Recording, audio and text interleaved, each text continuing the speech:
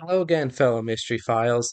Today I rank my top 15 victims from Agatha Christie novels. And this was also a fun little project. Not as fun as assessing all of her murderers, but I still had a blast with this one.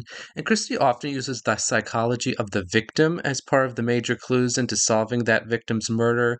She does this especially in Poirot novels, and this is a major factor in how I assessed her victims. Now, there are other factors as well, because not every murder can be solved using the victim's psychology. I also assessed the victims on their overall impact on the book, how interesting they were, and their overall personality. Fair warning, spoilers ahead, but you can sort through them with the video chapters. And before I begin, make sure you like this video and subscribe to the channel.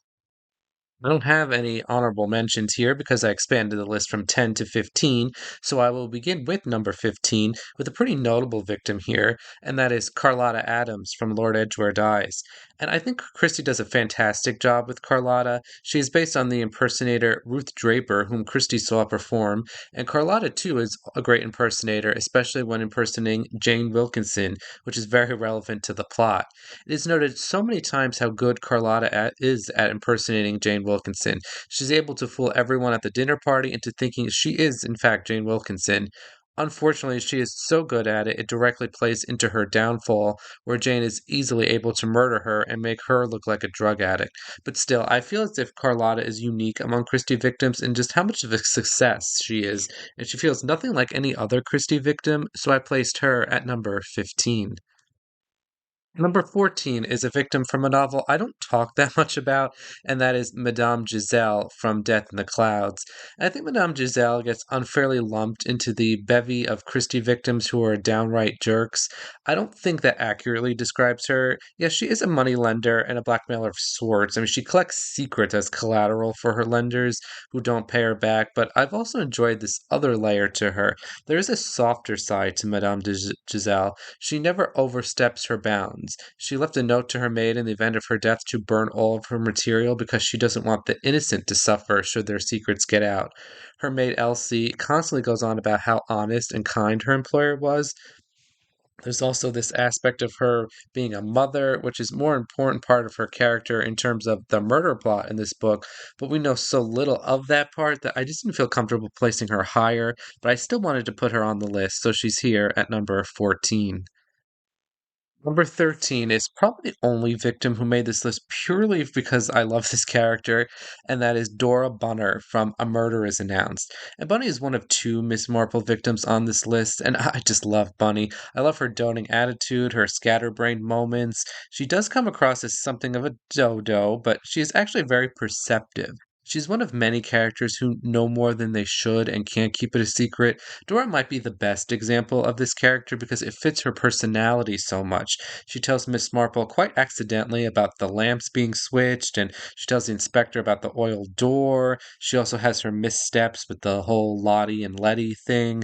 More so than any other Christie victim who was not the main target, Bunny brings it upon herself, and I always found her death to be one of the most, if not the most heartbreaking death in a Christie novel. It's just so sad the way Miss Blacklock throws her the birthday party with all her favorite treats and all of her friends because she feels bad about having to kill her. And you can also very much tell that Miss Blacklock just did not want to do this. I just love Bunny, and her death is very impactful on the novel, very emotional as well. So I have her at number 13. Number 12, the first victim of many on this list who are just truly awful people, and that is Miss Grace Springer from Cat Among the Pigeons. And I love a good jerk victim who anyone and everyone wanted to kill. I think Miss Springer is one of the less notable of these people, but still a very strong one. It's easy to overlook other things about Miss Springer than her personality. She's incredibly perceptive. She's the first to suspect that something is off at Meadowbank before anyone does or before anything of note really happens. She's a very bold character, as demonstrated how she investigated the sports pavilion in the middle of the night and gets murdered. It's that very same boldness that leads to her death. Now, I think there's a decent argument she shouldn't be on this list, as she is one of the more forgettable victims, but I did want to highlight her because I think she's misinterpreted a lot in the Christie fandom, so I placed her here at number 12. Number 11, a character who has a bit of an unsavory depiction, and that is Mr. Chaitana from Cards on the Table. And I almost didn't put Mr. Chaitana on this list because of his portrayal. It's not good. I mean, there are a number of, skeevy references to his race and ethnicity and his sexuality, none of which is portrayed well. It didn't age well here, but I did put him on the list because I enjoy the idea of someone collecting murderers in this sinister manner, which naturally leads to his own murder. I love the way he taunts the guests at his dinner party by inviting the four sleuths and by carefully introducing the different ways they allegedly committed murder to frighten them. I do like this sinister persona and actions. I just wish they weren't connected to his, ethnicity as it is implied. I mean, Shaitana would be so much higher on this list had it not been for that, but it is there, so I left him out of the top 10 here at number 11. Number 10 is a victim who appears a good deal in the book, and that is Mary Gerard from Sad Cypress. We see a lot of Mary Gerard, but what I find so fascinating about her isn't from what we see, it's from what we're told. So much of Mary Gerard is impressed upon the reader by other characters. Poirot never meets her. She's portrayed as this man hungry little gold digger. We're led to believe Mary might have tried to steal Roddy away from Eleanor. We have her own father's words about not liking her and hating her. But Mary Gerard isn't any of those things. When we see her on the page, she's a nice, young, sweet girl, perhaps a little naive, but not mean. And she is described that way a few times, but the majority of her portrayal is largely negative from other characters. Christie does such a good job of deflecting away from that, so the reader's impression of Mary is negative. Mary has not only had her life stolen, but her reputation as well. And Mary is the catalyst for many of the characters' paths in the book, including Eleanor, Roddy, Nurse Hopkins, and even Laura Wellman. She's the center of things in the book in a way most victims are not. So I have Mary Gerard at number 10. Starting at number 9, I begin a short tier here of three victims who we never actually meet on the page, and the first of these is Cora Lansquenet from After the Funeral. And like the previous and next two victims on this list, everything we know about Cora comes from other people. I find Cora extremely entertaining with her kookiness and how everyone hates her for no reason, including many of her relatives who never even met her. I love Miss Gilchrist's portrayal of her as this nice, kindly employer, but also when her true opinions come out of said employer, whom she considers adult. And Cora reminds me of so many people I know who proclaim to be experts at things and are really totally clueless. I love how she couldn't recognize the Vermeer she picked up and how Miss Gilchrist just hated her for it. I think we can assume Miss Gilchrist's portrayal of Cora at Richard Abernathy's funeral is accurate of Cora, in which I adore her zaniness, always saying the wrong things. It has nothing to do with her murder other than to provide a fantastic red herring and obfuscation, but I just find her such an interesting character, so she comes in here at number 9. Number 8, another victim who I think is often portrayed inaccurately in adaptations, and that is Rachel Argyle from Ordeal by Innocence. I think a lot of people perceive Rachel as to be this like nasty woman, but that is not how she's written on the page. She really is more of the motherly tyrant type figure where she isn't actually controlling her children and husband out of malice, but out of love and kindness. This is something that just doesn't come across in the adaptations or even in the minds of readers. This is because of how people speak about her. It's a good piece of misdirection because Rachel's personality is only tangential to the murder plot. She's not a victim whose psychology can be investigated, assessed, and reveal the murderer. It is somewhat indirectly related, to be fair, but this is one of the few Christie characters who love excessively. Her actions are entirely motivated by love, but they alienate those she loves. She essentially buys her children from their unwanted families and smothers them with love, causing them to resent her. I think Rachel Argyle has the reputation of a nasty woman, but that's really far from the reality, and I love her true personality, so I placed her at number 8. Number 7, continuing on with victims we don't meet in the flesh, is Helen Halliday from Sleeping Murder.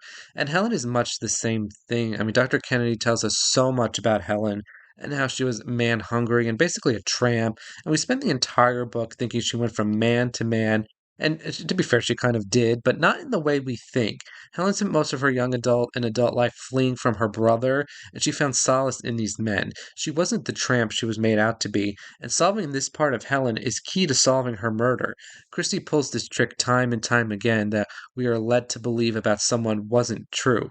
Now, I only have Helen here at number 7 because I think there was another victim who was even better in this exact same situation who also happened to be strangled, but that doesn't take away from how good I think Helen is as a character, so I placed her at number 7.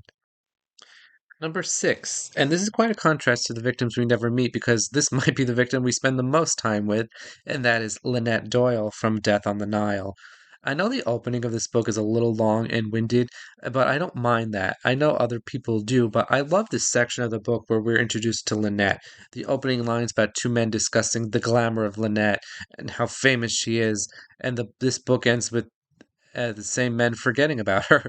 They move on, and that's all Lynette Doyle really was, a spoiled rich woman who wasn't terribly smart, aware, or even important. And we have all these opening passages about the different characters thinking of ways of scamming her, or just how much they hate her, or how they want to kill her. I think Lynette comes off as a nice person, but that's because we're supposed to have sympathy for her because of what Jackie is doing. But then we find out that Lynette really did try to steal Simon away from Jackie. Lynette is a spoiled brat. Now, she does have some level of awareness. We're told she's very shrewd in legal affairs.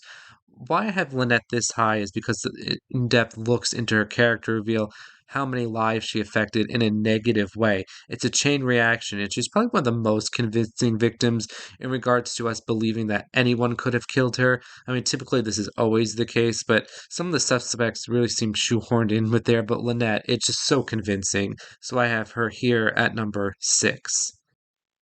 Number 5, we have two victims in a row from chronological books who are the prime examples of the jerk victim. And at number 5, I have Mrs. Boynton from Appointment with Death. And Mrs. Boynton is the tyrannical mother in a psychological way. She tortures her children emotionally and mentally. She controls every aspect of their lives. My favorite detail about her is that she takes her children on this vacation to Petra because she wants to show them what they cannot have, which is their freedom. And more or less, Mrs. Boynton is one of these victims who plays with fire and got burned. I mean, she gets bored torturing her family, so she moves on to other victims, like Lady Westholme, who kills her. For me, the key clue into solving Mrs. Boynton's murder is the change in her behavior when she allows her family to go off on their own without her. It's these odd changes that allow Poirot to solve the crime. Why would she do this? To find another victim. I think Mrs. Boynton is one of the crueler victims out there, so she comes in at number 5. Number 4, and I already alluded to this person, another awful human being, and that is Simeon Lee from Hercule Poirot's Christmas. And Simeon Lee is my highest ranked jerk victim. He is the king in this regard. He's obsessed with his good old days in South Africa and his uncut diamonds. I always appreciate how he preferred to keep his diamonds uncut because it reminded him of those times and he didn't want them to be flashy and for gaudy women to wear them. I think he's better than Mrs. Boynton in the psychological torture aspects. He knows exactly what to say in just a few carefully chosen words to annoy his children and their wives. I love that scene when he pretends to call up the lawyer about changing his will, and everyone is just so unsettled by this. This is followed up by another great scene where Hilda tells him she's afraid, and he asks, "You're afraid of me?" And she replies, "No, I'm afraid for you." And that sums up Simeon Lee perfectly. He's a tyrant, but he's also very weak and vulnerable. Sugden is so easily able to kill him, which leads me into Simeon Lee's love life. We know he has at least 7 children and probably a good deal more, and we know that despite everything, he loves life and enlivened people. He clearly prefers Harry to Pilar, despite their flaws, and to Alfred or George, and he treats his family in this manner because he can no longer enjoy the life he once lived, and this is his new idea of fun. It's all he can do. And I like to think that Simeon Lee had a good deal of respect for Sugden for murdering him. It feels like the kind of thing Simeon Lee would respect, as weird as that sounds. So I have him here at number 4. Number 3 is a rare victim we see die on the page, and that is John Christo from The Hollow. And it is no surprise to me that 2 of the top 3 of my victims here are from books where Christie heavily dives into character. John Christo is propped up as this noble physician researching a cure for the fictional Ridgway's disease. He's worshipped by his patients and by Gerda, but he's a louse as well. He's conducting steamy affairs left and right with the likes of Henrietta and Veronica Cray and who knows who else. He's bored, but he's also alive. And John Christo is one of very few characters in a Christie novel who are openly sexual. We frequently receive like implied romances and affairs, but there's no implication with him. It is very clear what he is doing. And there's something irresistible about John Christo. But then tragedy happens. His wife discovers his affairs, and the image is shattered. She shoots him dead, and in his last breath, he appeals to Henrietta to help Gerda. Even in death, the hero worshipping sacrifice continues. John Christo is just so fascinating, and the novel deals with the question of can such a heroic man be a terrible person? There is a lot of ink spilled about how Gerda really had no right to be the woman scorned in this situation because John is such a good person and he should live for the greater good. And now she's also, basically killed Mrs. Crabtree because no one can help her now. And I think more than any other Christie victim, John Christo provides the reader with a lot of philosophical questions, and I have him here at number 3. At number 2 is the final of these victims who we never see alive on the page, and that is Ammius Crail from Five Little Pigs. And I'll be honest, when I decided to do this video, I thought Ammius would be number 1. He is who I had in mind when I made this video. I love the idea of a victim painting his murderess coming to this realization as he's dying. The eyes of the portrait tell all. I love his relationship with Caroline. Ammius appears to be this chauvinistic, womanizing painter, but he's not truly that at his core. He loves Caroline and never has any intention of leaving her. He does it all for his art. The painting comes first and always does, but I always enjoyed his arguments with Caroline. They have very passionate fights, and it's implied they kind of get off on this. This is their, I guess, their foreplay, so to speak. It's not serious. They love the fighting. We know he's a great artist. He has 2 paintings hanging in the Tate, but we also know that maybe he's just more popular than good. I mean, Miss Williams hates his art even more than she hated him. And in his death, he continues on. His art survives. His murderer becomes dead inside, partially because she has lost him. And Ammius is one of the most fascinating victim arcs in a Christie novel, and he comes in here at number 2. At number 1, in the top spot, is the victim from Evil Under the Sun, Arlena Stewart Marshall. And Arlena is who I was referring to when I was talking about Helen Halliday, when I mentioned a similar victim who I thought was even better. We are cruelly led to believe throughout this book that Arlena is a man-hungry vixen, cheating on her husband with Patrick Redfern, even leading Patrick away from his wife Christine like an enchantress, but none of that was true. The reveal that Arlena is nothing but a victim and has been the entire novel is one of the more shocking character reveals.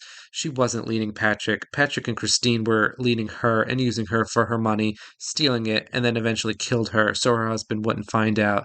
That's all there is to her. She wasn't the shameless hussy the Reverend Lane made her out to be. We know prior to the events of this book that Arlena had affairs with other men, and one is left to wonder if she was also a victim in those relationships as well. Arlena is blamed for the unhappiness of a number of people, and it turns out Arlena was the unhappiest of all. I find her character fascinating, and in my opinion, she is Christie's best victim, so I have her at number 1. That is it for this episode. Make sure you like and subscribe to the channel to keep up to date with all of my videos. Next week, I will be back to ranking books by authors with the first part of my 2-part series on ranking every mystery novel written by Anthony Barclay Cox, who you might know as Anthony Barclay, Francis Isles, A Monmouth Plots, a bunch of question marks. He wrote under so many different names, so stay tuned for that. Keep in mind, I'm also planning more videos on theories or unexplained answers to Agatha Christie novels, so if you have anything on those lines you want me to discuss, make sure you drop a comment below. Until next time, Mystery Files.